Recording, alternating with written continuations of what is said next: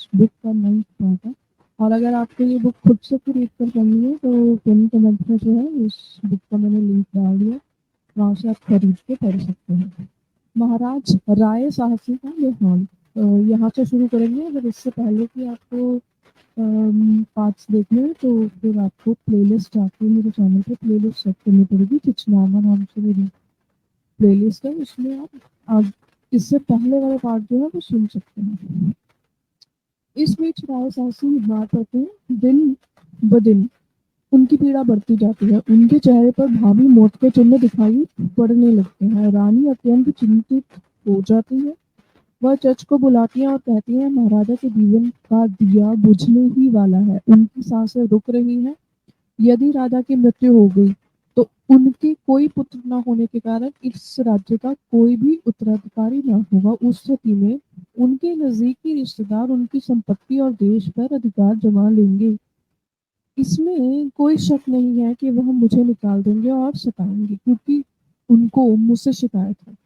राजा के जीवन काल में भी वह मुझे भद्दे नाम से इंगित करते थे, और अब जबकि राजा नहीं है तो वे मुझे मेरे जीवन और संपत्ति से वंचित करने में संकोच नहीं करेंगे। मेरे मन में एक योजना है, मुझे विश्वास है कि यह सही ही है, क्योंकि नियति भी यही है। हमारी इच्छाएं पूर्ण होगी और यह राज्य तुम्हारा होगा। मेरा विचार यह है कि अगर हम हिम्मत दिखाएं तो नियति यह राजपाट तुम्हारे कदमों में रख देगी। इस राज्य का सम्मान और यश लंबे समय तक तुम्हारे पास रहेगा। लोग तुम्हारे चरणों में सिर रखेंगे। जज ने कहा, मैं आपकी हर आज्ञा का हृदय से पालन करूंगा, क्योंकि मुझे विश्वास है कि जो कुछ भी आप कहेंगी वह मेरे और आपके हित में होगा। आप यह बताएं कि आप यह सब किस तरह करेंगी। इस पर रानी ने कहा, एक आदेश दो कि 50 जंजीरें और 50 हथकड़ियां बनाई जाए, जिन्हें चुपचाप रात में यहाँ ले आओ। इन वस्तुओं को घर में छुपा लेते हैं। इन उनका इस्तेमाल समय आने पर करेंगे। इसके बाद जज के आदेशानुसार भारी जंजीरें और बेड़ियां बनाई गई, जिनको रात के अंधेरे में अंतपुर लाया गया, एक कोने में छुपा कर रख दिया गया। इस तरह अगर इस तरह चरित्रहीन रानी जज के मन को दूषित करने के प्रयास में लगी हुई थी। उधर राय साहसी का अंतिम समय था या आ गया और मृत्यु आ पहुंची। वैद्यगण अपने स्थान पर ही रहने के लिए कहा। उसी समय उन्होंने अपने विश्वासपात्र नौकर से कहा कि राजा को अंतपुर के एक कमरे में ले जाया जाए और उस कमरे का दरवाजा बंद कर दिया जाए, जिससे शहर में किसी को यह सूचना ना मिले कि राय साहसी की मृत्यु हो चुकी है। फिर उसने अपने बहुत सारे अनुयायियों को, सेवकों को बुलाया। जब यह सारे लोग आ गए तो फिर नौकरों से नौकरों से दोबारा कहा कि राजा के नजदीक के रिश्तेदारों को बुला ले, जो राजगद्दी के दावेदार हो सकते हैं। इन रिश्तेदारों को उसने एक एक करके नाम लेकर बुलाया। जैसे ही वे राजा से मिलने के लिए गए, रानी के विश्वासपात नौकरों ने उन सभी रिश्तेदारों को एक एक करके जंजीर और बेड़ियों में जकड़ दिया। इस प्रकार सारे बेहद नजदीकी रिश्तेदार बेड़ियों में जकड़ दिए गए, जिनकी संख्या 50 से कम ही रही होगी, क्योंकि 50 जंजीरों और 50 बेड़ियां जो है उसकी ही व्यवस्था थी। इसके बाद रानी ने राजा के उन रिश्तेदारों को बुलाया जो गरीब और जरूरतमंद थे। जैसे जैसे वह रिश्तेदार आते गए, उनसे कहा गया, आज राजा तुम्हारे कुछ रिश्तेदारों से बहुत क्रोधित है, जिनकी कुछ गलतियां एहतियात मशवरे के चलते राजा को रात में ठीक से नींद भी नहीं आई। इसलिए उन्होंने उन रिश्तेदारों को जंजीरों में जकड़ लिया है। अगर तुम निर्धनता और भूख से निकलकर धन संपत्ति के बल पर शक्ति प्रताप प्राप्त करना चाहते हो तो उस कमरे में जाओ और अपने एक धनवान रिश्तेदार को, जिसने राजा को तंग किया है, मार डालो। अच्छा, ये मैं आपको बता दूं, आप जो लोग सुन रहे हो उनको लग रहा होगा कि ये कैसी स्टोरी है, तो ये इस्लामिक पॉइंट ऑफ व्यू से, ये कोई क्लेम नहीं कर रही हूँ मैं। यहाँ पे जो राजा चच के बारे में लिखा जा रहा है वो सब कुछ सत्य होगा। ये मैं चचनामा में बुक के ऑथर या बुक का रेफरेंस जो है वो आपके सामने रखती हूँ। अगर आप लोगों को राजा चच की स्टोरी, जो भी सुनने वाले हैं, उनको लगता है कि नहीं ऐसी नहीं है, मैं उनके पास कोई रेफरेंस है, तो वो मेरे कमेंट सेक्शन में रेफरेंस का को कोट करके नीचे ये इसका काउंटर कर सकते हैं, मुझे कोई दिक्कत नहीं। अगर तुम निर्धनता भूख से यानी कि वो जो निर्धन आए थे उनको बोला कि वो जो 50 लोग हैं उनको अगर आप मार दोगे तो आपको जो है पैसे मिलेंगे। इसके बाद उस रिश्तेदारी के घर और संपत्ति तुम्हारे हो जाएंगे। यह एक घिनौनी चाल थी, मगर धन के लोभ में गरीब रिश्तेदारों ने अपने ही अमीर रिश्तेदारों को मार डाला और उनके संपत्ति, पशु, धन और घर के मालिक बन गए। इस तरह से एक ही रात में राय सायसी के सभी वह रिश्तेदार, जिनकी संख्या 50 से कुछ कम थी, जो गद्दी के दावेदार हो सकते थे, मौत की नींद सुला दी। इस कुकृत्य के उपरांत रानी के मन मन अपने संभावित दुश्मनों की ओर से निश्चित हो गया। अब राज्य के सिंहासन के लिए कोई प्रतिद्वंदी नहीं रह गया। सलेज के पुत्र चच का सिंहासन पर आसीन होना, यानी कि चच जो है उसके बाद चच को राजा बना दिया गया रानी के द्वारा। और ये मैं बार बार कोट कर रही हूँ, डिस्क्लेमर दे रही हूँ कि ये कोई हमारी साइड की स्टोरी नहीं है, ये जो इस्लामिस्ट जो इन्वेडर आए थे उनकी साइड की स्टोरी। तो वो उन्होंने जो हमारे बारे में लिखा, और सबको पता है कि क्योंकि उनको अटैक करना था यहाँ पे, तो उनको जस्टिफिकेशन तो कुछ ना कुछ देनी थी कि यहाँ पे कुछ ऐसा चल रहा था, राजपाट जो है सिंध का कुछ डगमगा रहा था और वहाँ पे कुछ ऐसी साजिशें हो रही थी, इसलिए ये सब कुछ जो है जो इन्वेजन हुआ उसको जस्टिफाई करने की कोशिश की। सेलज के पुत्र शच का सिंहासन पर आसीन है। इसके बाद जब मित्रत्व अनुचर वर्ग से चच के प्रति निष्ठा की शपथ ले ली गई, निर्धन रिश्तेदारों ने तलवार का खूनी खेल दिखा दिया, तब वे सब राजभवन के सामने अपने अस्त्र शस्त्र के साथ एक कतार में खड़े हो गए। सभी व्यापारी और कारीगर, सामान्य जन एवं सामान्य एकत्र थे। उन सभी के सामने राज सिंहासन लाया गया। इसके बाद रानी सुहानंदी पर्दे की ओट में आई और निम्न संदेश नए मंत्री बुद्धिमान के माफ किया। सभी समक्ष और राज्य के अन्य गणमान्य व्यक्तियों से यह कह दो कि महाराज की अभिलाषा क्या है। उन्हें ये कह दो कि महाराज बेहतर महसूस कर रहे हैं, उनकी बीमारी तेजी से खत्म हो रही है, परंतु फिर भी जो कुछ अभी हुआ उसके कारण राजा का मन खिन्न है। इस कारण वे जनता के सामने अभी नहीं आ रहे हैं। उनका आदेश है कि सचिव जज को कुछ समय के लिए उनका उत्तराधिकारी नियुक्त किया जाए, जिससे लोगों के सारे कामकाज, चाहे वे किसी भी वर्ग के हों या जिनको न्याय की प्रतीक्षा है, वे प्रतिशारत ही ना रह जाए। प्रशासन उसी के नाम पर चले, जिससे कि समाज में, देश में किसी भी तरह की अराजकता ना फैले, प्रजा के साथ अन्याय ना हो।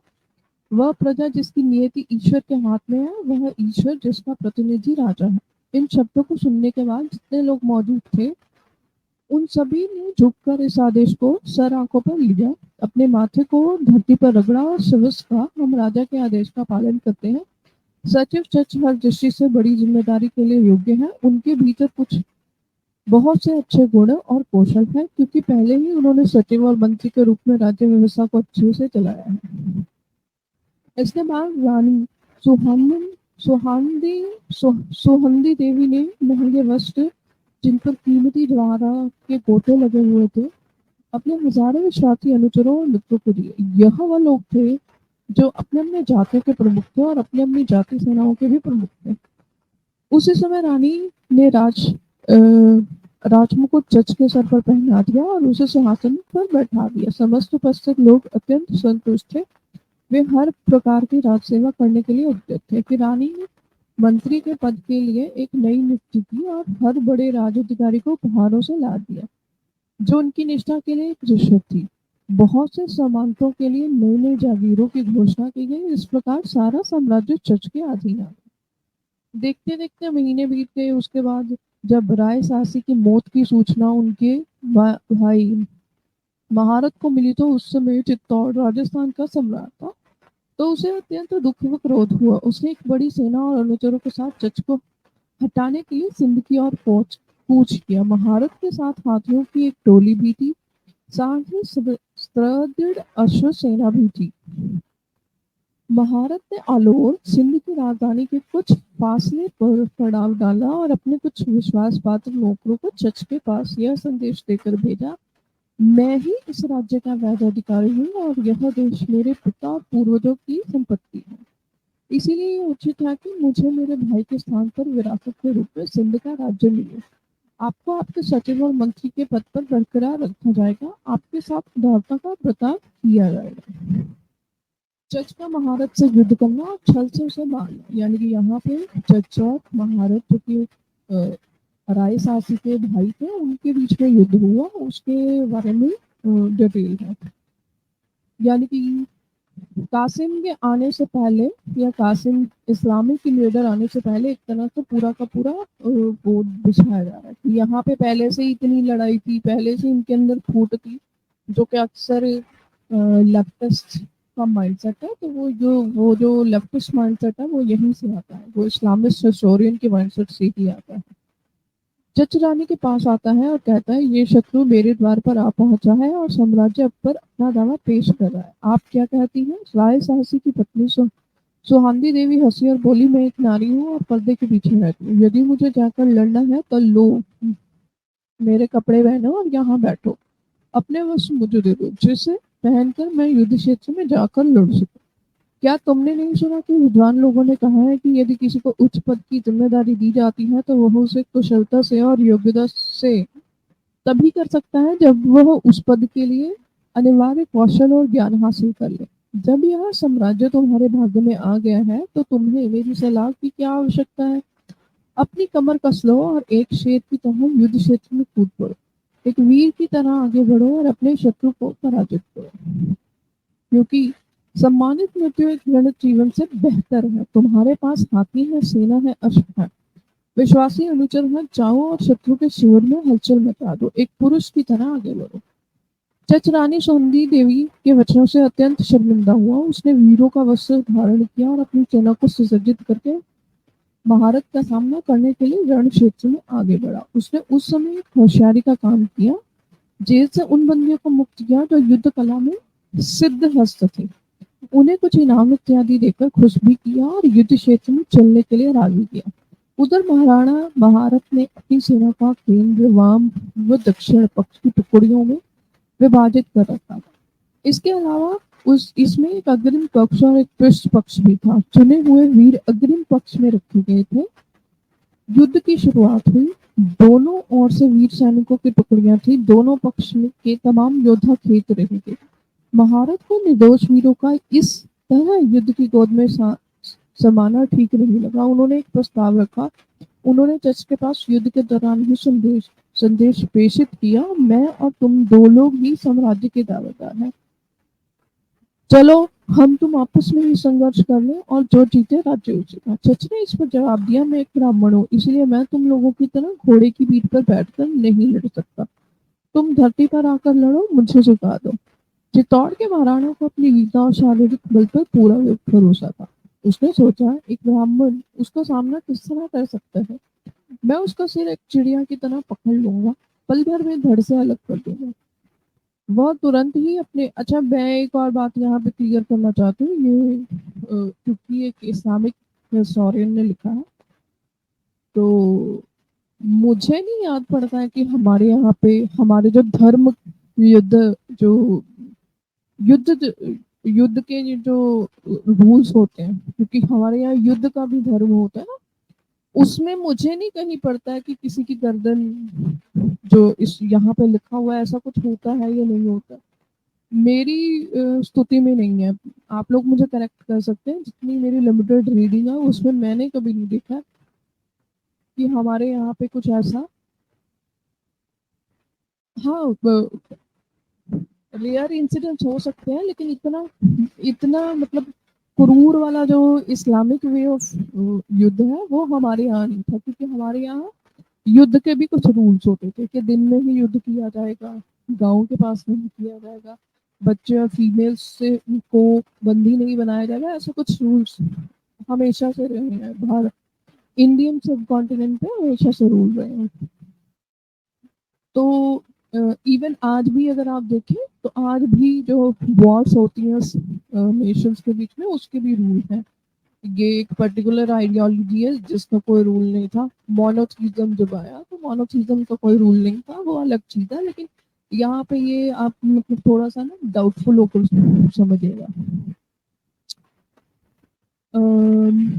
वह तुरंत ही अपने घोड़े से उतर गया और पैदल ही आगे बढ़ा। चच भी घोड़े से उतर गया मगर जीभ कसने वालों से बोल रखा था कि घोड़े को पीछे-पीछे लाता रहे। जब वे दोनों एक दूसरे से काफी नजदीक आ गए तो चच धोखे से अपने घोड़े पर चढ़ गया और महाराणा पर अचानक आक्रमण किया। एक बार में ही महाराणा का सर तन से जुदा कर दिया। यह मंजर देखते ही चच की सेना ने चित्तौड़ की सेना पर तेजी से आक्रमण किया कर दिया। राजा ने प्रभावित हाथों से चित्तौड़ की सेना भाग खड़ी हुई। कुछ लोगों ने समर्पण कर दिया, कुछ सामना करते हुए वीर गति को प्राप्त हुए। चच इसके बाद आलोर के दुर्ग में विजय के उत्साह के साथ लौटा।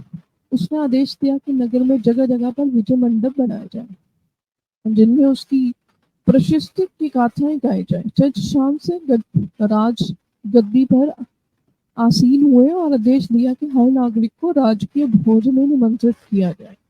उन्होंने वीर सैनिकों का एक नया दल तैयार किया जो सीधे उसके मातहत था। इन ठोस कदमों से चारों प्रांतों में विद्रोह के स्वर मंद पड़ गए। चच का महारानी सोहंदी देवी के साथ हुआ।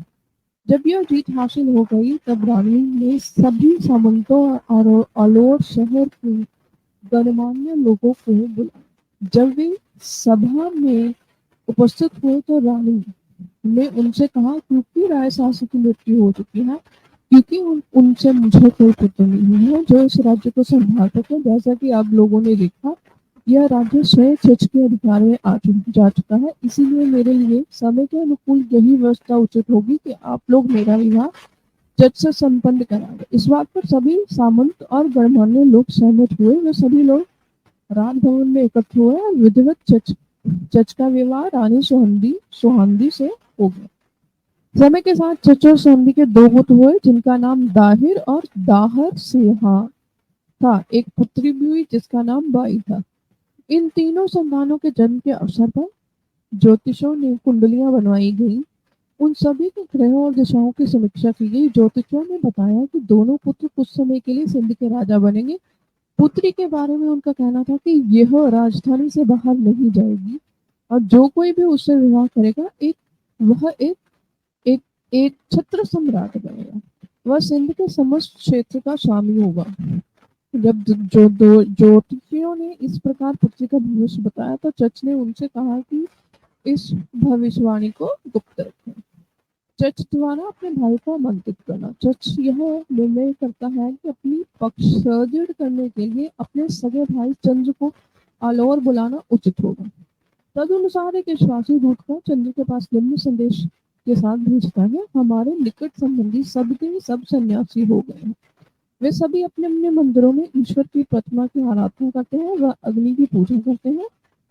यहाँ पे आप समझिए ये इस्लामिक पॉइंट ऑफ व्यू से लिखा जा रहा है, इसीलिए कि वो ईश्वर की प्रतिमा की आराधना करते हैं और अग्नि की पूजा करते हैं। तो ये जब लिखा जा रहा है तो इस्लामिक पॉइंट ऑफ व्यू से लिखा जा रहा है क्योंकि उनको डिटेल्स नहीं नॉलेज थी, इतनी नॉलेज नहीं थी हमारी हिंदू फिलोसफी की।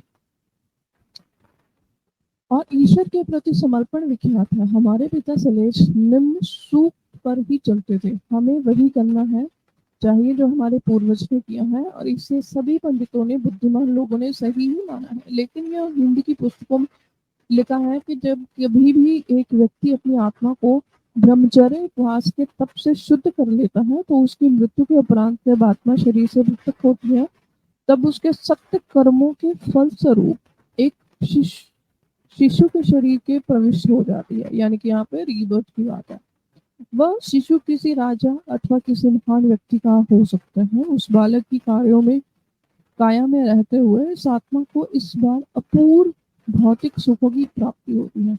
हमारे पिता सेलेज के आराध्य भगवान ने मुझे भारत खंड के इस सिंध देश का सार्वभौम बनाया है, जिसकी कृपा स्वरूप यह विशाल साम्राज्य मेरे अधिकार में आया है। मेरा अपना निष्कर्ष है कि मैं तुम्हें आलोक शहर में अपना प्रतिनिधि बनाऊं तथा मैं तुम्हें अपना उपराजा बनाऊं। तुम देश के प्रशासन में मेरी मदद करना। तुम यह कार्य अपनी धर्मनिष्ठा, कृतज्ञता, सदाचारिता व दया के माध्यम से आसानी के साथ कर सकते हो।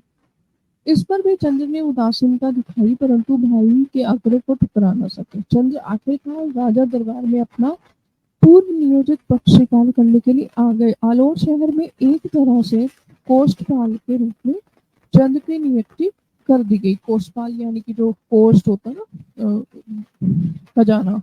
खजाना इन द सेंस कि खजाना कुछ भी हो सकता है, पोस्ट, ठीक है। चच ने अपने निजी मसले व अन्य राजनीतिक मसलों में भी चंद्र के हवाले कर दिया। चंद्र की नियुक्ति की राजकीय स्तुति। चच ने सभी सभासदों के समक्ष चंद्र से कहा, जब पिता सलेज के इसने हमें राजमुकुट और समय का स्वामी बनाया तथा हमें भारत खंड के इस विशाल देश का राजा बनाया, तो हमें भी अपने सतत प्रयत्नों से अपनी तमाम प्रजा को सुखी और संतुष्ट रखना चाहिए। हमें उनके साथ करुणा का व्यवहार करना चाहिए। हमें यह देखना चाहिए कि कहीं पर कोई सरिष्ठ व्यक्ति साधनहीन पर अत्याचार तो नहीं कर रहा। हमें जनता की पुकार को सुनकर देश और समय की मर्यादा अनुसार न्याय करना होगा, वरना ईश्वर के सामने हम शर्मिंदा होंगे। मेरे भाई चंद्र, जो कि ऋषियों का शिरोमणि है, आज से मुख्य राज प्रतिनिधि एवं कोष्ठपाल के पद पर नियुक्त किया जाता है, चाहे हम राजधानी में उपस्थित हो या ना हो। चंद्र निर्बाध गति से अपना कार्य करता रहेगा। सभी जनप्रतिनिधियों को, सामंतों को, जनसाधारण को, सैनिकों को यह आदेश दिया जाता है कि वे चंद्र की आज्ञा का पालन करें, उसके आदेशों का उल्लंघन न करें। चच द्वारा अपने मंत्री बुद्धिमान से अपने राज्य की सीमाओं के बारे में जानो। चच अपने मंत्री बुद्धिमान को बुलाता है। चच बुद्धिमान से, बुद्धिमान उनका नाम है, उस व्यक्ति का, जो चच का जो मंत्री है उसका नाम है बुद्धिमान, ठीक है। चच बुद्धिमान से पूछता है, हे योग्य मंत्री, क्या तुम्हें मालूम है कि साहिरस के पिता राय साहसी वरिष्ठ के राज्य की सीमाएं क्या है? वे 4 भाग कौन से हैं जो इसकी 4 दिशाओं में है? मुझे वह सारी सूचनाएं दो जो तुम्हारे पास है, जिससे कि मैं उन प्रांतों में जाकर जान सकूं कि लोग आज्ञाकारिता की ओर प्रवृत्त हैं अथवा मेरे प्रति विद्रोह का भाव रखते हैं। अगर कोई मेरे प्रति द्वेष भाव रखता है, वह अवज्ञा करता है, तो मैं उसके विरुद्ध कार्रवाई करके उसे रास्ते से हटा सकूं। मेरी यह अभिलाषा है कि समस्त जनता मेरे प्रभुत्व में हो। किसी भी द्रोही को मेरे राज्य में जगह नहीं होनी चाहिए। मंत्री बुद्धिमान द्वारा राय साहसी के साम्राज्य की सीमाओं के बारे में विस्तार में बताया। मंत्री बुद्धिमान ने सर झुकाया और कहा, महाराज चच दीर्घायु हो। महाराज को यह बता दूं कि यह आलोर शहर और सिंध का पूरा क्षेत्र एक ही राज्य के खंड के तले था। उसके सामंत राजा के प्रति निष्ठावान थे। वे सदा राजा के आदेश की प्रतीक्षित हुआ करते थे। यह राज्य साहिरस के आधिपत्य में आया, जो कि राय साहसी वरिष्ठ का पुत्र था। वह राय साहसी वरिष्ठ राय देवाजी का पुत्र था। उस समय यह राज्य सीस्तान ईरान की सीमा तक था, मगर निम्रोज अफगानिस्तान और ईरान की सीमा पर के सामंत ने राय साहिरस को हरा दिया, जो कि हम पहले पार्ट में पढ़ चुके हैं कि पहले वो सीस्तान तक जो है वो सिंध का जो राजा चच जो है वो, या सिंध बेसिकली चच से पहले जो राजा थे वहां तक था। उसके बाद युद्ध हुआ, तो फिर वो जो पहले पार्ट में हमने पढ़ा कि जो राय साहसी के पिता थे उनकी मृत्यु हो गई, तो फिर राय साहसी जो है वो बन गए थे। राय साहिरस वीर गति को प्राप्त हुए। इसके बाद साम्राज्य राय साहसी कनिष्ठ के आदि शासन में आया। उसी राय साहसी के चारों भागों में 4 राज्यपालों को नियुक्त किया, जिससे कि वे सामंत अपनी जागीर से राजस्व प्राप्त कर सके, देश की रक्षा कर सके। अब जबकि महाराज इस विषय में संबंध में सशंकित हैं, तो मैं आपके मन से इस संशय को दूर करना उचित समझता हूँ कि अब सिर्फ एक ही वंचित लक्ष्य होना चाहिए कि किसी भी तरह से व्यग्रता के कारण संभावित विद्रोह को दूर करना चाहिए। क्योंकि समय के चाल से कुछ ऐसे हालात पैदा हो सकते हैं जिससे उबरना विशेष रूप से कठिन हो सकता है। जब इस साम्राज्य की शक्ति का आभास चारों प्रांतों के राज्यपालों को हो जाएगा तो फिर वह आपकी और सम्मान से देखेंगे और अपनी सेवाएं आपको अर्पित करेंगे। यह निश्चित है कि जब एक सुगठित, सुव्यवस्थित व वीर भावों से शोभित सैन्य बल जिसमें हाथी भी होंगे तभी आप विजय और सफलता हासिल करेंगे। तभी एक और साम्राज्य में शांति और स्थिरता होगी, दूसरी ओर आपके शत्रु तथा विरोधियों के हौसले पस्त हो जाएंगे। मैं ऐसा सोचता हूँ कि इष्ट देव साम्राज्य के सब भाग में महाराज की पकड़ को सुदृढ़ बनाएंगे। सभी राज्यपाल महाराज की सर्वोपरिता को स्वीकार करेंगे। सारी अवस्था समाप्त होगी। आपके सब विद्रोही आपकी तलवार के भय से आपके समक्ष नतमस्तक होंगे। यह विशाल साम्राज्य जिसे आपने प्राप्त किया है वह आपके पास ही अनंत काल तक रहेगा। हर दिन इस साम्राज्य का विस्तार होता रहेगा। महाराज को हर सूरत में अपनी तवज्जो इस ओर करनी चाहिए कि उनकी तमन्ना इसी लक्ष्य को हासिल करने के लिए होनी चाहिए। महाराज को अपनी निष्ठा ईश्वर में रखनी चाहिए जिससे कि वह देव इच्छा के अनुरूप अपनी अनुपम अभिलाषा पूर्ण कर सके।